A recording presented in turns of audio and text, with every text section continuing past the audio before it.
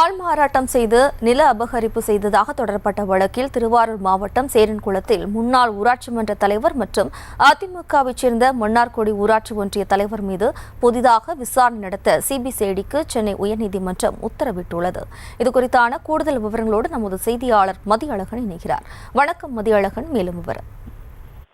ஆள்மாறாட்டம் செய்து 20 கோடி ரூபாய் நிலத்தை மோசடி செய்ததாக சேரங்குளம் ஊராட்சி மன்ற முன்னாள் தலைவியான அதிமுகவை சேர்ந்த அமுதா மற்றும் அவரது கணவரும் மன்னார்குடி ஊராட்சி ஒன்றிய தலைவருமான மனோகரன் உள்ளிட்டோர் மீது திருவாரூர் மாவட்டம் மன்னார்குடி கர்த்தநாதபுரத்தைச் சேர்ந்த ரோசின் என்பவர் புகார் அளித்திருந்தார். இந்த புகார் தொடர்பான வழக்கை சிபிசிஐடிக்கு மாற்றி சென்னை உயர்நீதிமன்றம் உத்தரவிட்டிருந்தது.